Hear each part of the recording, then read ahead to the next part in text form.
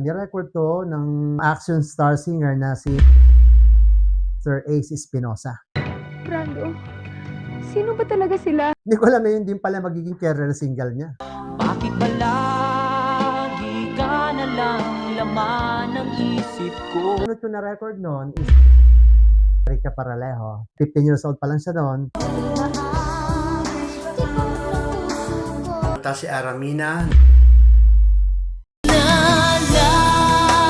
Nalabis kitang minamahal. Yung kinanta niya na In Love na In Love. In love na in love. Shirley Puentes. Ang langin ko ay makapiling ka. Sinundan niya ng 14K ni Mr. Ryan Cayabyab. Di mo pansin ang tunay kong damdamin. Chad Borja naman. Ang title ng song doon is Why. Why don't you give love a chance? Lemuel Santos ng Pilipinas Got Talent. First single niya na Mahal. Mahal na mahal kita. Mary Jane. Release yun ng Bicor.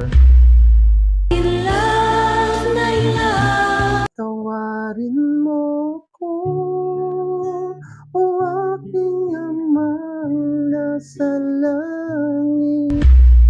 Sinali ko sa ASOP is interpreted by R&B royalty Mr. Chris Lawrence. Tawarin mo ako, o aking amang nasa langit. Hanggang forever.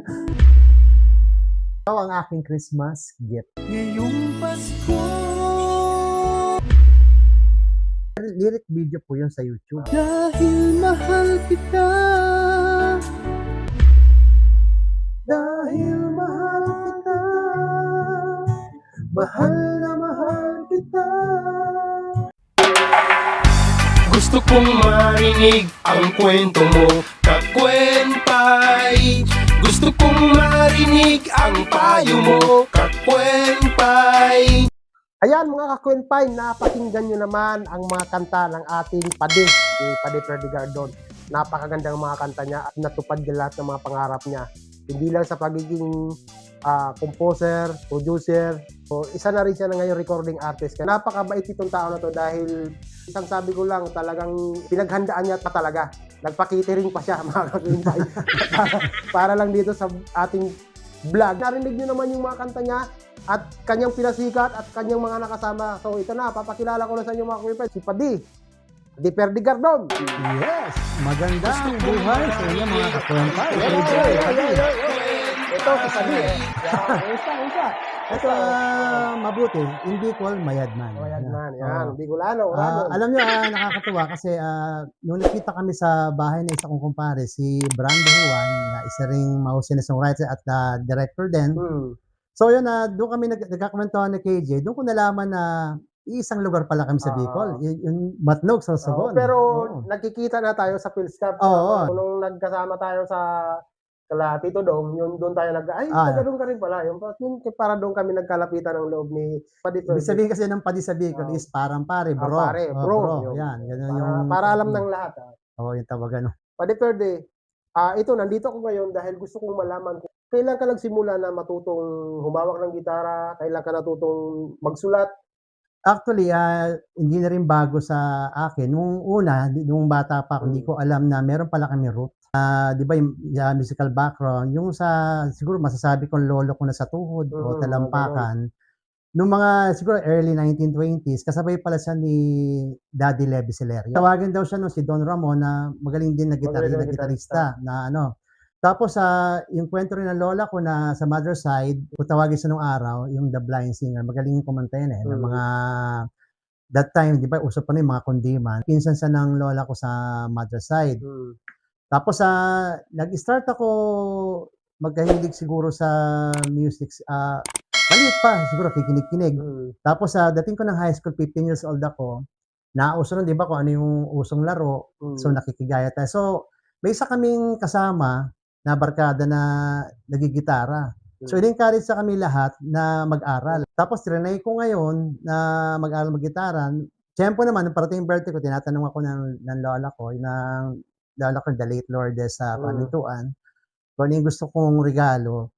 So sabi ko, "Ima," yun ang tawag namin sa kanya na ano, gitara na lang. So my first, guitar is a classical, pinagmamalaki ko na Philippine-made Lumanog. Tapos nag-aral ako, yun 3rd year high school ako, naalala ko yun. So tiyaga-tiyaga hanggang sa muntik na akong sumuko 'no. Sabi nung kaibigan ko, hanggang ngayon hinahanap ko para magpasalamat ako sa kanya. "Kung marinig mo 'to, Danaw, Ito yung maraming salamat sa'yo." tawagin mo. Oh, Danaw. Ay, Apelyido. nakalimutan ko na, eh. Taga Bicol din yan o taga Ay rito? hindi, taga Mandaluyong 'to, eh. Sa Mandaluyong dito. Oo. So, ibig sabihin, galing kang Bicol. Hindi, una kami dito kami sa Caloocan, tapos pagdating ko ng grade 3, actually nakatatlong elementary ako, eh. Dito muna sa Bagong Silang Elementary School, dito yung sa Caloocan, Caloocan. 3rd Avenue. Tapos pagdating ko ng grade 3, lipat na ako sa Matnog Central. So, ibig sabihin, dito ka talaga pinanganak? Dito ako pinanganak. Caloocan or Manila ako Manila? pinanganak sa Mary Johnson Hospital sa Tondo. Akala ko sa Pambilya eh. Gitna pala ng klase, nag-aaral Mm. kami doon. Wala pang kuryente that time. Oo. So would you imagine na from Anong year yun? Manila, 70s? mga 75. Mga 75. 75 yon. So wala pang kuryente. So nanibago talaga kami kasi 'di ba wala pang kuryente that Oo, time. Ang meron lang mga kuryente no, may generator, mayayaman. Yung may kaya. May kaya. Kasi uso pa yun, makina, generator pa eh. Oo, tas doon mo makikita no, ano yung antas ng kabuhayan ng Oo. tao kapag mahirap gasera. Yung gasera. Tapos pag medyo middle class, Petromax. Petromax, okay, di binubumba. Binabomba. Tapos pagka naka-generator ka, sabihin mo nila, medyo may kaya. mayaman ka. Grade 6, nilipat na kami uli sa Manila. Sa Mandaluyong na ako nagtapos ng elementary. Sa Isaac Lopez. After nun, yan, doon ako sa Mandaluyong nag-high school sa Arellano University. Tapos bumalik uli ako sa Caloocan. Kung ako'y siguro magna 19 years old na ako. So paano ka di ba, ang bilis mo lang naman doon sa Matnog, pero ang tatas mo pa rin mag-Bicol Ganun talaga siguro pagka siyempre 'di ba, pag bata ka, madaling maka-adapt, no? madaling maka-adapt. Oo. Pero pabalik-balik ka naman siguro ng Hindi, Matnog. nung umalis ako sa Matnog, nakabalik siguro ako after 8 years. Then sumunod, after 8 years na yon, would you believe, mga kakwempay, 25 years bago uli ako Bago ka nakatungtong nakabalik. ng Matnog. Ibang-iba na ang Matnog nun. So, hindi pa ako in-sponsoran ng, alam mo na, ng aking partner, si Jane. So, siya nag-sponsor nung nung trip na yon, sabi. So, after 25 years, talaga nung nakaapak uli ako sa lupa namin, parang hindi ako makapaniwala kasi likod dagat lang kami. Ang ganda na ngayon. Oo, ang ganda na ngayon eh. So, sana makabalik tayo doon, magkasama tayo. No? Ang ganda yung lugar nila eh. So, ayun, tuloy-tuloy na. Paano ka natutong paano kang, di ba, yung kinikwento mo na natuto ka mag-gitara? Okay, ganito, nung natuto na ako mag-gitara, siyempre, di ba, para magamit mo naman yung talent na binigay ni Lord, nag-serve ako sa simbahan as choir guitarist. So, sa Mandaluyong muna kami sa St. Joseph, ng aking kumpare din na, yun, bas veterano sa aking gitarista yon. So, nag-aakampanya kami sa mga batang choir sa misa. Nung ako umalis na nung 80, siguro 84, dito na ako tumira sa lola ko. Sabi ko dito na lang muna ako mag-aaral. So ayun, na tiyempo naman, nag-choir ako dito sa Grace. Diyan sa Grace Park. Sa Grace Park. Yung simbahan dyan. Simbahan, yung Shrine of Our Lady of Praise Palace na ngayon. Meron kaming neighbor dito dati, nakababata namin. Ngayon is nasa US based siya. Siya yung nag-recruit sa akin sa simbahan. Meron silang choir din doon eh. Yun nga, yung Christian Bit of Life. Doon nag-start ako. Unang salang ko, salpa agad. Kasi medyo kumbaga sana, mabilis ako makapick up dati. Saka may experience ka na doon sa Mandaluyong. So simula tapos araw-araw kami kumakanta sa misa, umaga, hapon. So parang nahasa na ng gusto yung musicality ko. Tapos yung mga nakakasalamuha ko pa sa simbahan, ang gagaling nilang mga musikero. So paano ka paano ka na natuto na gumawa ng sariling kanta? Mag-compose ng kanta?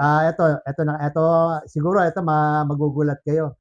Alam niyo ba yung nagturo sa akin sa songwriting? Gumawa ng mga viral song na narinig niyo ngayon. Gaya nung Bakit Nga Ba Mahal Kita, si Larry Hermoso, the late Larry Hermoso. Kasi ex-seminarian yun eh. So siya yung nauna talaga marunong sa songwriting, tinuruan niya ako, ginaid niya ako. Start muna kami religious song. So, dati, ang gulo ko pa magsulat eh. Di ba yung parang, di ba yung, hindi ka makatala, di ba may structure talaga. Hindi ko pa alam yung structure ng songwriting eh. Basta kung ano maalagay Tinuruan mo. niya ako, sabi niya, dapat apat-apat, start ka Oo. ng gano'n. So ayun, start ako sa magsulat ng mga religious song. Yan, meron kami sinulat na kinakanta namin sa simbahan no'n. Tapos sa siguro from 85 na yon hanggang 87, nangarap kami kasama ni Larry. Mm. Nasabi namin kailan kaya tayo maging part ng music industry. Mm. Yun na yun. Yun na yun, pero hindi pa yun. Nag-choir uli kami, tapos kabusan pag Dreamland kasi napakahirap nung araw talaga eh. Hindi kasi kamukha ngayon na madali na mag-submit. Madali, oh. Kasi di ba meron tayong social media, may Oo, Facebook madali na. Nung naman. araw talaga hanapin Mahirap. mo saan at paano ba tayo magsisimula. Oo. So nagsimula kami 1991. So, tinatawagin kami noon Lako Boys. O, paano yung ano, ang una-una muna gawang kanta? Yung una ko ang first recorded song ko, ni-record to ng aking kumpare na naka-Canadian based na ngayon, yung action star singer na si Mr. Ace Espinosa. Brando, sino ba talaga sila? Mga kasama ni Conrado yan. Malamang may kinalaman din sila sa pagkaka-frame up sa akin. Ang galing mo. Pinabibilib mo ako. Wow! Under Concord Records. Tapos Ibig sabihin, may kanta ka kay Espinosa pala. yes, ang akala ng iba is action star. Nasa barangay Mayamot siya. Sa lumang warehouse. Sa Kalye Calderon. Akala ko matalino ka. Ayun pala. Nakapahid lang sa sentido ang utak mo. Ngayon, hindi na kita kailangan.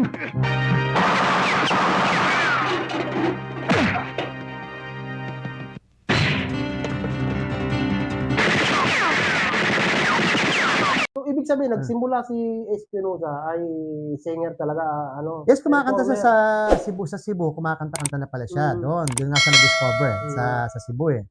So, tapos ang first producer ko is si Sir Snapo Rigor. Mhm. Paano mo nakilala si Snapo Rigor? Okay, nakilala ko si Snapo Rigor dahil ako'y malaking utang na loob ko sa Tascara Music. Binubuo ng TAD, Cathedrilia, Saturno, tas Mondel Rosario. Ah, So yun, pinorm yun. So napakalaki ng utang na loob ko kay Mr. Nonoy Tan. Sir, kung di dahil sa inyo, wala ako. Yan, pati kami ni Larry. Kasi sa inyo kami nag-start eh. Kung di dahil doon sa grupo na yun, yung tinayo nilang ano yun, wala kami. Ilan kaming produkto nila. So I'm proud to be a Tascaro Boys. First recorded song ko talaga is yun, yung Bakit Labis Kitang, Labis Kitang Minamahal pala, sorry. Last song na sinabit ko, nagustuhan ni Mr. Snapo Rigor. So, ito, pakita ko lang ha. So yun, nakakatuwa lang. Nirecord namin to siguro isa to sa historical din na recording studio noon, yung Green Hill Sounds. Lahat ng narinig natin hit songs ng mga 80s, 90s hanggang to early 2000, doon ginawa yun. di ba yung kanta mo na ni-record ni Espinosa, anong nangyari nun? Nakakatuwa, yung first recorded song, hindi ko alam na yun din pala magiging career single niya. Bakit ba lagi ka na lang laman ng isip ko? Maging sa pagtulog ko ay napapangarap ka. For a good start, sabi ko nakakatuwa. Ang sarap pala sa pakiramdam Siyempre, unang sabak mo sa... Kasi nung araw, Magdadaral dyan. nung araw kasi, napakahirap makapag-record ng unang-unang song. Oo. Dumaan kami sa Butas ng Karayom. Yung naglalako kami sa ang record label, nakakatawa pa noon, nauso nun, di ba, Tachi Case? Bit-bit kami na kasi mga tapes pa noon eh. Akala mo, attorney, ano? Akala mo, si Attorney No Case. Naka-long sleeve pa kami noon. Siyempre, para presentable. Kala nila, tapos hindi nila alam, ang laman na ng bigat-bigat, mga tapes. Tapos yung lyrics, demo. Nakakatuwa nito, binigyan kami ng advice sa Concord, isa sa mga in-house producer kasi noon, si paring Boy Christopher. Napakagaling na songwriter-producer niyan, si Bawal Lagawat. In-advise kami, kasama ko si Larry noon. Sabi ni paring Boy, alam niyo mga iho, sabi niya, mas maganda gastusan nyo yung demo nyo, studio nyo. Para kahit sino ang makaharap nyo, kahit yung mga big star pa yan, hindi kayo mahihiyang iparinig. Kasi parang finished product na. Parang finished product. Sugalan nyo kasi for a start. Ganun talaga. So, ganun ang ginawa namin. So, yun, kaya siguro hindi na ito naalala ni Pareng Boy. na in-advise niya. So, nakakatuwa rin yung mga senior songwriters, Oo. ina-advise nila paano Ah. paano makapasok ng mabilis sa industry. So, yun na nga, nung ano, tapos after na yung mga project ng Tascaro, sila Sir Nonoy, nakakakuha kami ron. Mm. So, parang di ba kumukuha sila ng percentage sa amin, Mm. kasi publishing ano na yan, yung Oo. Tascaro Music eh. So, sa guidance na rin ng Tascaro, lalo ako yung mentor ko talaga. Ito, sinasabi ko talaga, Oo. mentor navigator ko talaga, Sir Nonoy. Oo. Ay, at least Oo. ngayon, kahit dito man lang makapagpasalamat ka sa mga Oo, hindi saka naging ano eh. mentor mo. Kahit sa, di ba yung sa production din, Oo. paano maging producer, Sir Nonoy din ang unang Doon ka rin nag-train sa natuto akin. maging producer sa mga... Oo, sila Sir Snapo, sit in. Mm. Sabi niya, sit and watch. Mm. So from there, siguro, hindi naman agad yung parang flash in a pan yan na matututunan mo agad. So talagang Oo. bubuhos ka ng taon. Talaga naman. Oo. Walang madali. Walang madali. Mm. So, ayun, nilabas ni Espinosa yung kanta mo. Ano nangyari doon? So yun yung sinabi sa akin na tuwan-tuwa ako na sinabi ni Paring Ray Apod na yung song ko rin kerosene yan. Mm. Oh, sabi ko, uy, nakakatuwa. Mm. Siyempre, di ba, natuwan-tuwa ako. Anong taon yun? Siguro 93 yun eh. Mga 1993. 93 yun. Puso yung kasagan ng mga ano. Hindi, nun, ano talaga yun, kasagsagan talaga ng, ng mga OPM. Katapos nun, ano ang mga naging sunod mo? Ayun, ang mga sumunod ko na record noon is Erika Paralejo. 15 years old pa lang siya noon. Tapos Anong kanta yun?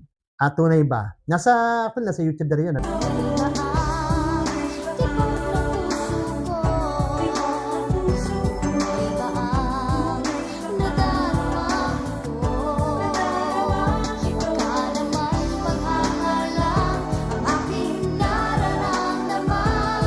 Tapos sinundan niya ng 14K ni Mr. Ryan Cayabyab. So tuwan-tuwa rin ako kasi yung mga batang yun, napakagagaling ng kumanta. Pinapanood ko lang dati yon sa Ryan Musika. Ba't di mo pansin ang tunay kong damdamin? Sundan yun. Tapos yung nag-grand champion sa bagong kampiyon, si Nerissa Gonzaga, nakapag-record din ako ng... May nakagawa ka rin ng kanta sa kanya. Sa Viva naman yon. Tapos yung mga sumunod nun, sa BMG naman si Ariel Rivera. Rivera. Meron ka rin kanta kay Ariel? Ano title? Hanggang Kailan. Hanggang Kailan. Hanggang Kailan. Tapos kay Mr. Chad Borja naman, collaboration namin ni the great Jimmy Borja. Yung title ng song is Why. Why don't you give love a chance this time? Open your heart and feel my love and mine. Ginawan ko rin ang kanta si Aramina na ang title, Labis Kitang Minamahal.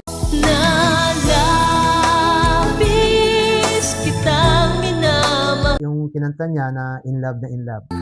In love na in love ako sa'yo. Si Shirley Puentes, ang title, Awit ng Puso Ko. Ang langin ko ay makapiling ka. Sana'y pakinggan mo awit ng puso ko. So, dami mo rin palang ginawa ng kanta, no? Yung iba kasi di ba yung mga new artists na yung mga independent, like si Lemuel Santos ng Pilipinas Got Talent. Meron Semi-grand finalist yun. Yung first single niya, na Mahal, gawa ko yun. Ni-record naman namin yung 2008, yun ang first single niya. Na-promote sa radio yun. Mahal na mahal kita. Mahal hanggang langit ang pag-ibig sa'yo. Mahal kahit saktan mo man ang puso ko. Sa akong kaibigan, na career single niya rin song ko na namatay na si Mary Jane, release yun ng Bicor. Yung kumanta, Anong year yun? Anong taon yun? ano yun, 1995 yun, yung kinanta niya na In Love na In Love. In love na in love ako sa iyo, na love at first sight mo, ang puso ko ito. Hindi mo ba yung gitarahin? Siguro mamaya. Medyo komplikado yung konti, In love na in love ako sa'yo. Na love at first sight mo ang puso kong ito. ano lang, nakakalungkot at siya'y ano na, yumao na. So yun nung 2016, tinawagan ko ulit siyempre ang aking mentor na bigay Mr. Nonoy Tan. In-advise niya sa akin na, "Perds, iba na ang landscape ng industry, ganito na." Tumawag din ako sa atin ng isang mentor din, Senior Benny Saturno.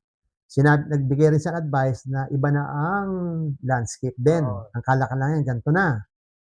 So, gusto mong lumipad ang song mo, ganito yung gawin mo. So, ganun nga, ginawa, So, sabihin, from there, nag-start uli ako. Hanggang sa nakabalik pa unti-unti. Yun nga, nakita ko yung contest sa TV. Sumali ka sa ASOP. Yes, sumali ako Yun na yun. sa Yun na ASOP. yung ASOP na. Sabi ko, sa sarili ko noon, it's now or never. Sa hindi, in-advise din ni Daddy Levy Silero sa akin. Pala, 94, 1 week ako nag-aral ng lyric writing kay Daddy Levy Silero. Tinuturoan niya ako nung So, nagpapasalamat din ako. Naalala ko yung sinabi sa akin ni Daddy Levy nung nabubuhay pa siya. Sabi niya, "Anak, mas maganda na yung nangarap ka." At least sabi niya, nangarap ka man, may ginawa ka. Kahit sabi mo nabigo ka. Kesa nangarap ka, Hindi mo naman ginawa. na hindi mo naman ginawa, na at the end pala, maaari ka pala magtagumpay. Ang nangyari sabi niya, magiging si Pedrong panaginip o Pedrong pangarap ka lang. Mas maganda na raw yung nangarap ka, may ginawa ka, nabigo ka, at least you did your best. Sabi ni Daddy Levy. So, ginawa ko naman, sabi ko. Magandang payo yun, Oo. Sabi ko, it's now or never. Pag hindi ko pa ginawa to, sabi ko, kailan pa. Kailan pa. So, nag-try ako, sumali ako. Ang nangyari pa noon na magde-demo dapat ng song ko, yung aking best friend at kumpare din na lead singer din ng South Border, si Kelgat Lula. Nangyari, hindi mag-abot yung schedule namin. Hindi ko alam na ito pala, maloko kasi itong kaibigan ko yan eh. Gusto niya pala, ako na mismo yung mag-demo. Kasi sabi niya, kaya mo naman eh. Nung talaga... Pinarinig mo na sa kanya yung demo mo. Hindi, ayun, pinarinig ko. Tapos sabi niya... Diba, gumawa ka ng demo, tapos pinasa mo sa kanya. Tapos eto na, nung sabi ko, Mike, sabi ko, hindi ako tuloy nag-demo. Tapos natanggap, nagulat ako, tinawagan niya ako. Sabi ko sa'yo, Fred, sabi niya ikaw kasi wala kang lang tiwala sa sarili mo eh. So sabihin ko, pwede pala akong mag-demo. Ang ganda naman ng boses mo Even si Chris, hindi rin siya makapaniwala na ako yung nag-demo. Oo. Sabi ko, did the demo. Kasi medyo high pitch yun eh, yung ginawa ko. Bago yan, paano mo pala nagawa yung kanta na yan? Ginawa ko yung song na yan, yun, siguro nung nag-decide na ako, sabi ko, kinuha ko yung gitara ko, paunti-unti. Tapos nakikinig ako ng mga ibang foreign song. Sabi ko, parang magandang gumawa ng parang ganun song. Tipa-tipa. Hanggang sa nakakuha ng unang melody, laro-laro lang muna. So ayun, nagkaroon ng 3 lines. Yun na yun, Pero hindi pa rin. Hindi pa rin. Oo, alam mo ba bago ko natapos yan, 9 months? Ang tagal Ang tagal paunti-unti eh. Kung kailan ka lang... Oo, tapos nung nag-decide talaga, sabi ko, kailangan tapusin ko na to. Pinursige ko na talaga. Ginawa ko, sabi ko, bukas tatapusin ko to.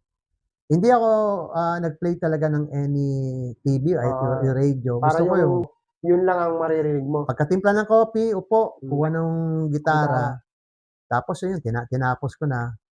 Tapos ayun na. Yung lyric structuring, yun yung pinakamatagal eh. Yung, di ba, hihimay mo na, kailangan tama Mas yung maganda siguro yan kung hawakan mo yung gitara, i-demo mo ngayon sa harap ng ating mga kakawinpay. Yan, para alam nila, ito po yung kanta na ito, nakakantahin niya. Sinali niya po ito sa ASOP, sa Song of Fresh Festival. So mamaya natin pag-usapan yan, paparinig niya muna sa inyo ang kanyang ginawang kanta. Anong title yan? Patawarin Mo Ako Song by Mr. Chris Lawrence. Ito po yung naghatid sa akin sa stage na pinapangarap po ang Araneta Coliseum. Wow! So, ito po, ang wildest dream ko po yan. Ito po. Nakapag-Araneta Coliseum na. Patawarin mo ko, o aking amang nasa langit. Narito ako nagbabalik, naninikluho, nangangakong hindi nalalayo. Pinagsisisihan ko ang aking mga kasalanan. Ayoko nang mawalay pa sa piling mo, Ama. Kalinga mo'y aking inaasam, patawarin mo ako. Wow! Grabe, kaya pala naging grand finalist yung kanta mo na dahil napakaganda. Yung melody niya napakaganda. Oo. At saka talagang, ito pala yung mga ano na yan, ito yon. Ito ba yon? Yan yun. Actually, yan yung sa, yung sa grand finals Ito na. yung sa grand finals, ito yung na... Binigay. Ano ka ba, nakapang-ilan ka? Actually, hindi ako nakakuha ng pwesto, pero, Naka-fifth, fifth pala.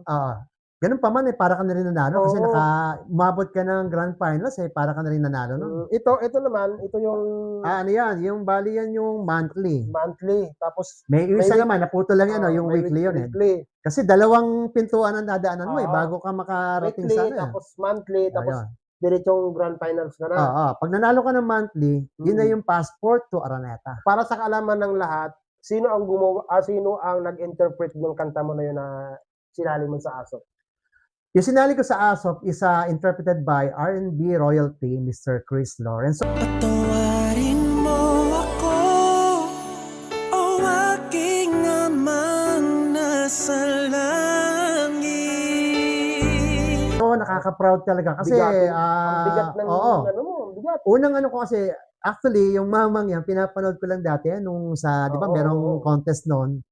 Tapos, sabi nung kaibigan ko na lead singer ng South, sabi ko, first, ang galing, panoorin mo, ang galing ni Chris Lawrence, oh. Mm. Hindi ko kalaya na one day pala is kakantahin niya isa sa Oo. mga composition ko. Pero yun, yung kanta na yun, ni-request mo ba yun sa ASOP o ang ASOP mismo ang No, naghanap? ganito kasi yan eh. Bali, ang ASOP ang pumipili kung sino yung mag-interpret ng song mo. Wala, kumbaga ibig sabihin yung composer, hindi Wala kumbaga, kaming kamay doon. mag-aabang ka na lang kung Oo. sino yung papakantahin. Bali, ino-notify ka nila na yung interpreter will be Mm. ganito. So, nung nabasa ko yun, di ba, Si- nung minessage sa akin, tinext sa akin, tuwan-tuwa talaga Oo, ako. isipin mo, Chris Oo. Lawrence, Tapos, ang nakakatuwa pa yan hanggang grand finals, talagang, siya ang kumanta. oo, siya. Kasi Mula ng weekly, weekly, monthly, hanggang grand final, siya yung kumanta. kasi, Napakaswerte mo kasi yung iba, nag-iiba na. It happens na very thankful din ako kay Lord kasi na yung availability ng Oo. singer. napakaswerte mo talaga. Saka ano Yan, nabigyan congratulations kita, congratulations. Saka nabigyan niya talaga ng just talaga sa Araneta talaga na luluha ako doon. Ang ganda ng pagka-deliver ni Chris Ay, oo. Lawrence ng kanta mo. Talagang pinlatin mo. Tagos sa puso talaga Yung parang ito. yung kanta para talaga sa kanya. Nakakatawa nga yung demo ko. Kinuha talaga kung paano yung intro ko Oo. that was sa weekly, monthly. Mm. Tapos sa grand finals, gusto kong pasalamatan si Mr. Marvin Querido na nag-arrange para sa orkestra ng song ko. Oo. Napakaganda ng arrangement mo, Sir Marvin. Tapos munod nun, kala ko tapos na, nasundan naman, na-promote siguro, narinig ko rin before, before ng pandemic, 2017, yung Walang Oo. Forever. Walang forever. Si ano ang kumanta? Si Erard. Si Erard. I-release naman yun na, Bukod dun sa Walang Forever, meron pang kanta si Erard, di ba, na ni-record niya? yung Mahal. Mm. Nirevive niya yung song ko ni Lemuel na Mahal. Yung Walang Forever, kantahin mo nga sa konti lang, konting pasada lang. Para marinig naman ng ating mga kakwinpay na kung sino yung lumika ng Walang Forever. Sino bang pinapaano mo yung Walang Forever na yan? Sino pinaparinggan mo yan? Ganda ng tunog ng gitara, oh. Walang forever, laging game over. Ganyan ang takbo ng pag-ibig. No happy ending, no happy feeling, no happy memory.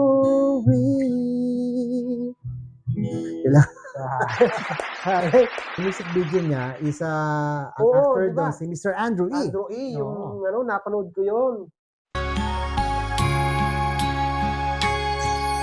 Walang forever, laging game over. Ganyan ang takbo ng pag-ibig. Buti naman at nakuha niyo si Andrew E para ano doon. Actually, gumawa ng music video. dahil kay Direk Miggy Tanchanco din, yung aming director. So, magkaibigan sila niya. So, isa rin sa nag-post. Pero before, no, kinuha ko yung number niya kay Miss Beth Faustino ng Star. Tapos binigay nung tinanong ko okay lang kay Andrew, tapos binigay sa akin. So, nagkausap kami ni Andrew E. Pero before noon, kami muna nila Direk Miggy Tanchanco kung paano yung concept nung song. Hanggang sa nag-shooting na, tagal din, ang tagal din pala ng music video. Akala mo madali lang. Oo, yung akala na iba, di ba? O yung mga 4 minutes, sandali lang siguro sinutin yan. Mabusisi yan. Nag-shoot kami, would you believe, call time namin is 5 a.m. Sa isa Natapos bar sa kayo- Makati. Natapos kayo gabi na. Natapos kami ng 11 p.m. Tatlong location yata yun eh. Palipat-lipat. Oo, saka, ano nga ba, pwede ba i-promote na, pala, promote mo. may comeback song nga pala, yung artist ko dati na si Mr. Erard, yung hit song niya na Walang Forever, may comeback niya after wow. pandemic. So, ang title ng song na ginawa ko sa kanya is Ikaw Pa Rin Ang Uuwian. Wow. So, abangan niyo po yun, napakaganda pong Parang song niya. abang-abang Actually, na-record na namin siya, so ready for release na lang. So, inaayusan nila yung Kailan ang labas niyan? Basta etong yan. So, nakakatuwa rin na after, sabi ko kay Erard, sabi ko, after, sabi ko 9 years, record ulit tayo. Pero this time, ibang pacing naman. Abangan niyo po. Abangan, Erard, ikaw pa rin ang uuwian. Sino ang inspirasyon mo dyan? Bakit mo nagawa yung ikaw pa rin ang uuwi? Hindi, alam mo naman tayo, di ba, as songwriter, dapat yung creativity natin, di ba, yung di na, so, Kilala ko ba yung babae na yun? Yung ba yung lagi mong kasama? Bukod dyan, meron ka pa bang mga nasulatan na ilalabas ngayon? bukod dyan, before ng pandemic din, nag-record din ako ng own composition ko. Sabi ko, tapos na ako as songwriter, then producer. Sabi ko, why not as artist naman? so Wala naman bukan mo nagbabawal, rin- di ba oo, na, wow. So, meron akong song na yung Dahil Mahal Kita, nasa Spotify po yun. Kantahin mo para marinig nila kahit yung chorus part lang. Dahil mahal kita, mahal na mahal kita, ikaw lang ang pinipintig nitong puso ko. Dahil mahal kita, mahal na mahal kita, sana pag-ibig mo'y muli kong madama. Dahil mahal kita. Yun, no? Ang galing, napakagandang kanta na yun, So, yan, yes, siya po ang kumanta niya, mga Kunpay. Nasa Spotify, nasa YouTube na po yan. Sana magustuhan niyo mga kakampay. Single ko na Dahil Mahal Kita, may lyric video po yun sa YouTube. Dahil mahal kita, mahal na mahal kita, ikaw lang ang pinipintig nitong puso ko. Dahil mahal kita. Hindi lang siya composer, producer, recording artist na rin ngayon. At ito pa, mga kakwempay, meron din po may kasama din po yung Christmas song na nirecord ko. Ang title po ng Christmas song ko is, Ikaw Ang Aking Christmas Gift. Ngayong Pasko, dalangin ko'y makapiling ka, sinta. So parang inabot ko lang yung naiwan kong pangarap lang. Yung pangarap. At least natupad yung pangarap mo. Oh. Na bukod sa pagiging composer mo, producer, at ngayon recording artist ka na rin. Yung kanta niya nasa Spotify, hanapin nyo lang ang title, Dahil Mahal Kita, at saka ikaw ang aking Christmas gift. Ikaw ang aking Christmas gift. Sa isa pa nga pala, ang nakakatuwa nito, kasi mga kakwempay, nga pala, ako, di ko tinatago ang aking edad. This year, this October, ang inyong pong lingkod is senior na rin, senior citizen. Congratulations, magkakaroon ka na ng ID. So, plano ko sana mag-record ng song na panibago. It happens na talaga siguro nakalaan yung song kay Erard eh. Hindi, ang may suggestion ako sa'yo, di ba? Magsi-60 ka na. Gumawa kaya ng kanta na para doon sa 60 years old, tapos i-release mo ngayong birthday mo. Parang nagpapasalamat ka sa umabot yun. Siguro. Di ba? Gumawa ka ng kanta na parang nagpapasalamat ka, umabot ka ng 60. Napakagandang kanta niya na. Yes, actually, may pumasok na title sa mind ko, si Senta.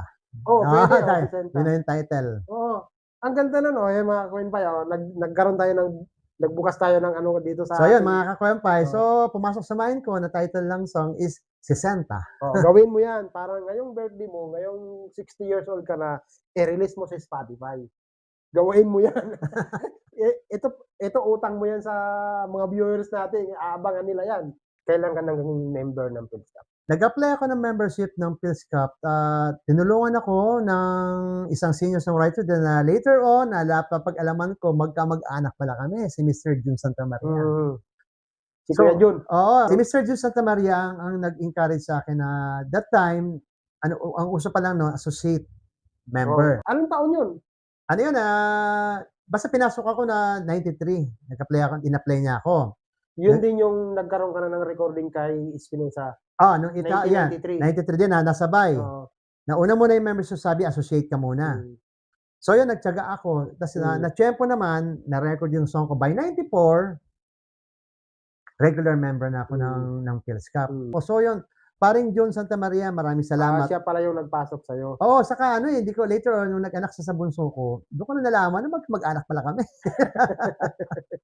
So yun ang mga kakwempay. Sino yung mga nakasama mo sa production na mga maituturing mo talagang tumulong sa'yo na mga kilala din na sa larangan ng musika? Sa production nga, di ba, yung mga nag-guia sa akin, yung isa na yan sila Doc Mondelasario, tapos sila Sir Benny, Oo. tapos nga pala, bago ko makalimutan, maraming salamat, Kuya Ray Valera. Tinuruan mo ako for 1 week nung 90 sa bahay mo. Tsatsaga kang pumunta na kasi nagigising yan, alas 6 na sasabi na Anong gabi. taon yun?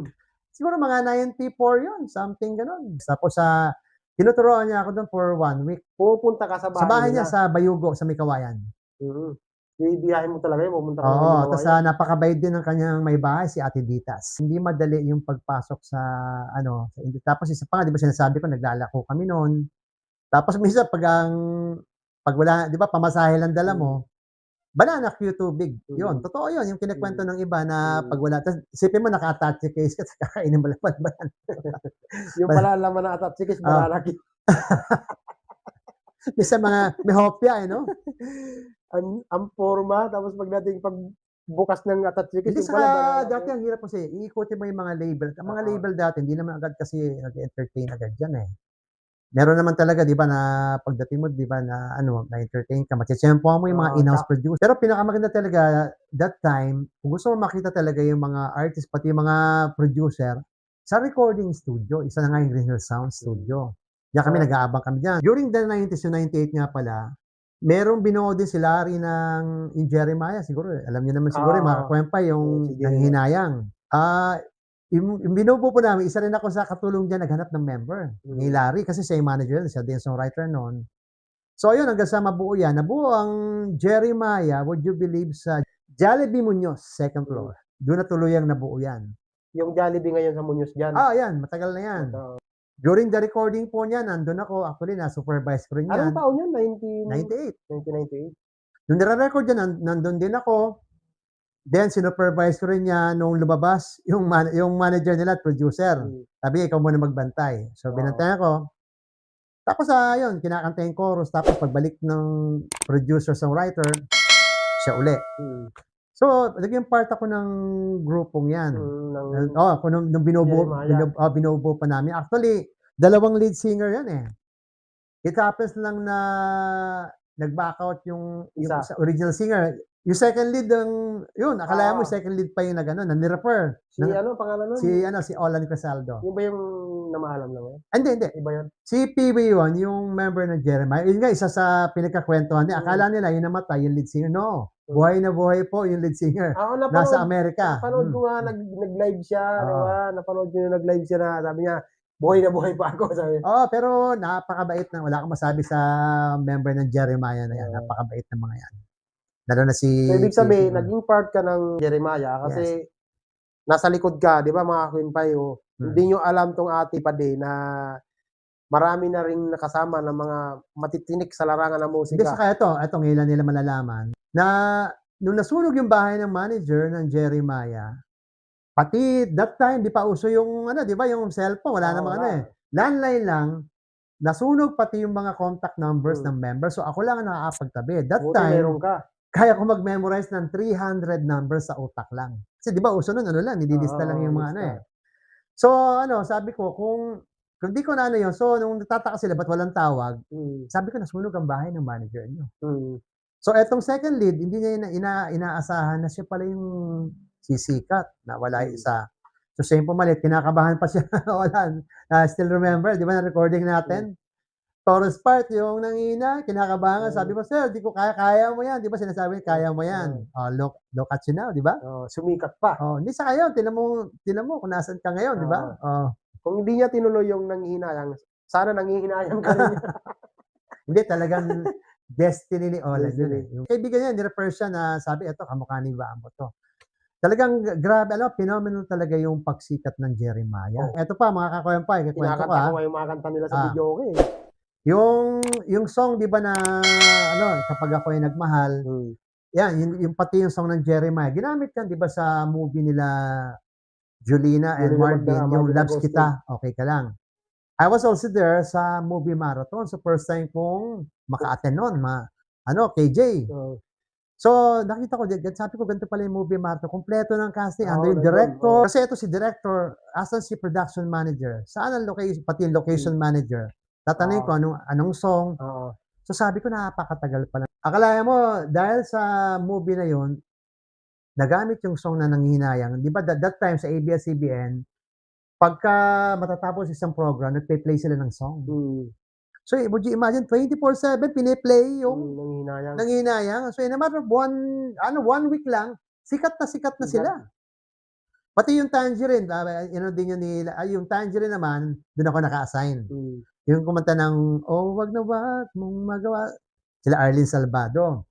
So yun, sumikat din yun, yung all-female group na yun, na Tangerine, doon ako naka-assign. Si Larry tumutok sa Jeremiah. So nakakatuwa lang balikan yung mga, yan. Tapos sumunod nun yung formula na. Yung kumanta ng, kunin mo na ang lahat. Yun, nagsilbi din ako doon.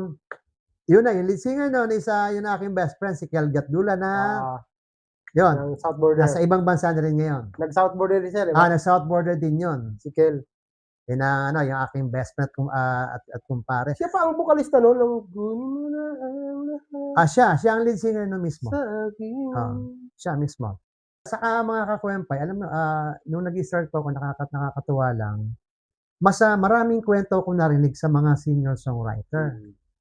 So, ayan. Yun yung mga napulot mong aral, yun din yung in-apply mo din sa mga isa pa pala sa nagbigay sa amin na advice nung bago-bago pa lang kami ni Larry sa Ginsan Studio, si Sir Keddy Sanchez. Na talaga, tinuro niya talaga, okay, as producer, ito dapat ang gagawin, step 1, step 2, step 3, step 4, step 5. Talagang hindi siya naging madamot that time, i-share yung knowledge na pag ikaw ay producer, dapat ganito una mong gagawin.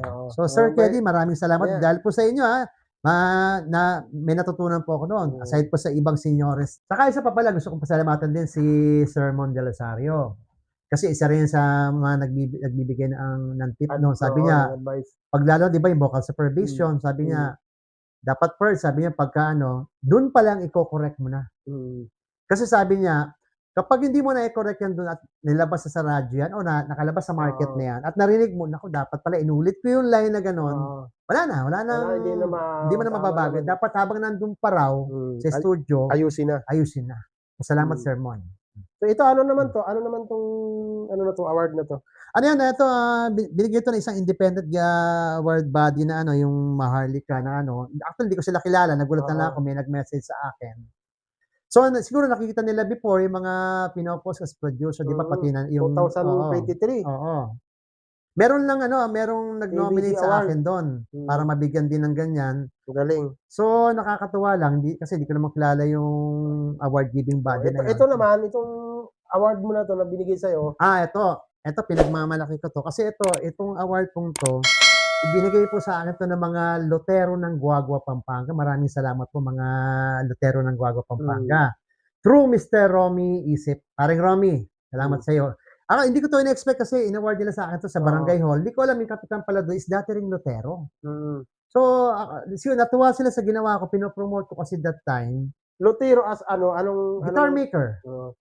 Yung mga guitar maker, di ba, ng Guago, Pampanga. Oo. So, natuwa sila na, yan. Kasi, di ba, meron kang may Yeah, may page, page, di ba, may na, page ka na tungkol sa Acoustic Guitars for Sale Philippines, isa ako sa ikaw admin. yung admin. Oo.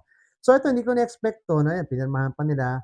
Mula to sa mga Lutero ng Guago, Pampanga, pinagkalo. So, malaking karangalan po sa akin to. Binigyan ka ng award Oo. dahil nga doon sa pagtulong mo. Pero hindi ko po ito in-expect kasi ang sa Oo. akin lang po is gusto ko lang pong i-promote yung So, ito po yung pinagkaloob nila sa akin. So, ito po, ito. Kinararangal ko po to. Karangalan yan. So, ito pang may mga picture ka dito, ano na to? Yan. Ito yung Awit mga, Award. yes, ito yung mga unang ticket sa Awit Awards. Ito, mapapasin yung mga kakwempa yan. Ano? 90s pa to. Ticket ng Awit Award. Oo. Itong ano na to? Ganon din yan. Kasi, nung ano naman, Kasi mga na-nominee ka din ng Awit Award. nga pala, nung 97, na-nominate din pala ako as a best ballad. Ngayon, kesa song ni Mary Jane, yung In Love na In Love. Na ano, tapos sunod naman doon yung kay Erard naman, sa PMPC naman.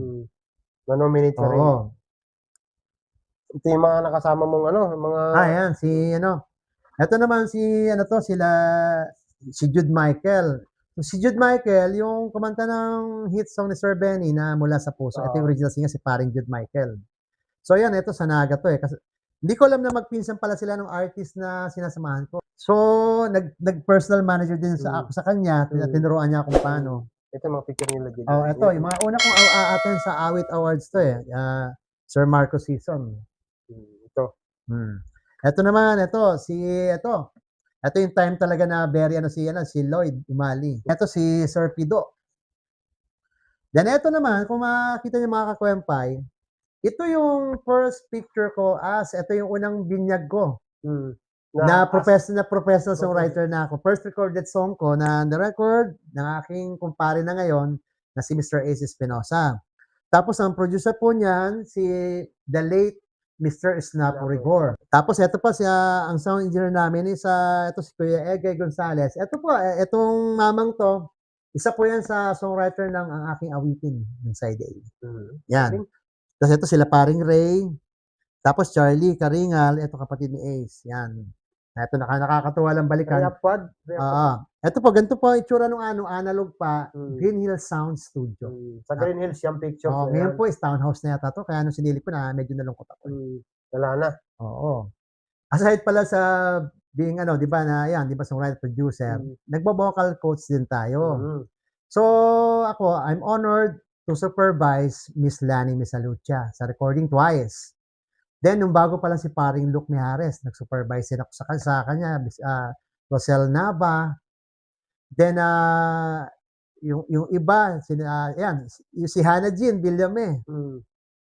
Yung time na yon, yung anak ni Yoyoy. Anak ni Yoyoy. So, pati sila Kelgat Dula.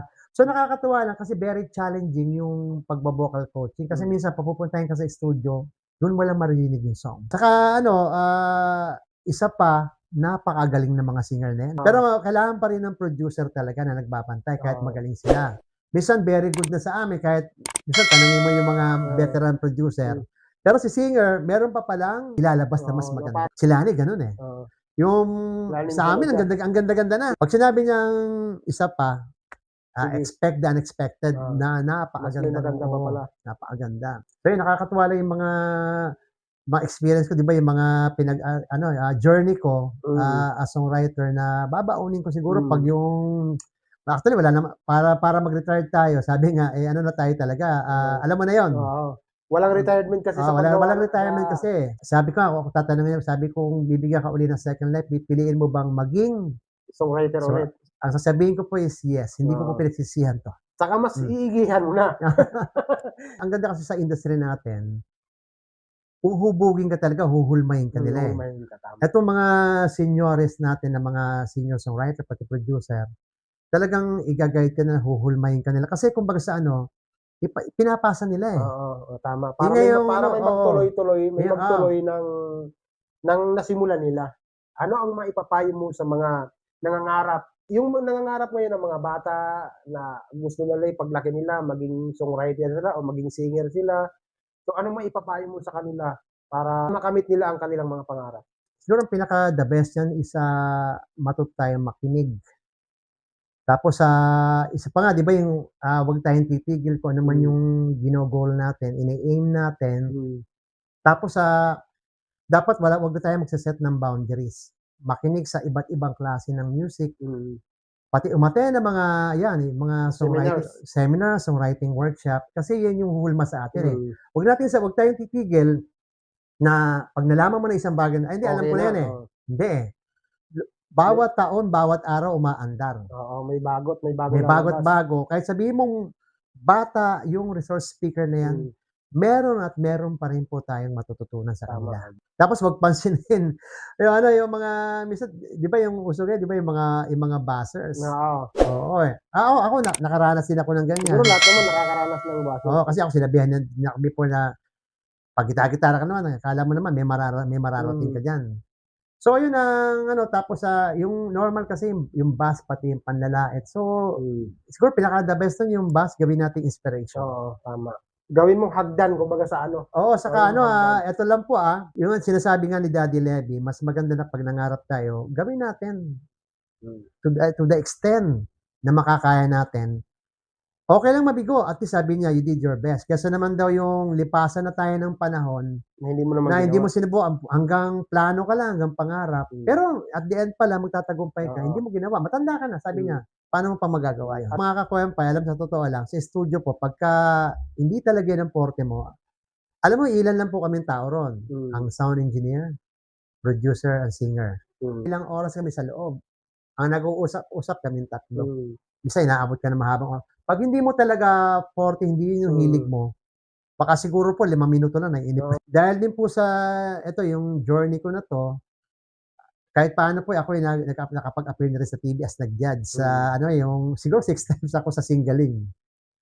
Nag-judge sa national television. So, nakaka-proud din. Pagiging songwriter ko siguro yung journey ko, isa sa mga naging journey ko ng mga 90s hanggang to present, magkaroon ng ng pribilehiyong maging part ng started ako as screening committee ng Awit Awards hanggang sa ngayon one of the board of judges na. So nakaka-honor talaga na maging part ng Awit Awards ngayon as one of the board of judges. Wow. Galing, congratulations. Wala pa akong kanta na napupunta sa Awit Award, Sana magkaroon din ako ng ano diyan. Actually, manominate ka lang. Actually, sabi ko, manominate ka lang is nakakatuwa na. Para ka na rin nanalo. At that time, yung write-ups pa sa dyaryo, pati sa mga comics, nakakatuwa lang. Yung mga panahon na yun na wala pang Facebook. Ang tanging ano lang po nun para ma-promote, radyo, dyaryo, at TV. Yung tatlo na yan. Tatlo na yan. Ano po ng mga kakwempay. So ako, nagpapasalamat ako kay Paddy KJ sa interview niya po ito at pagkakataong ito na ipipicture niya ako sa kanyang vlog. So, mga kakwempay, it's an honor. Yeah. Maraming salamat. Maraming salamat. Dahil pumayag ka na yung maikwenpay mo ang kwento ng buhay mo rito sa mga kakwempay natin. Na iparinig natin ang kanyang kwento ng buhay. Dahil mahal kita, mahal na mahal kita, ikaw lang ang pinipintig nitong puso ko. Dahil mahal kita, mahal na mahal kita, sana pag-ibig mo'y muli kong madama. Dahil mahal kita. Yun, no? Ang galing, napakagandang kanta na yan, Maraming salamat, mga kakwempay. Thank you, Padi. Mga kakwempay, magandang buhay.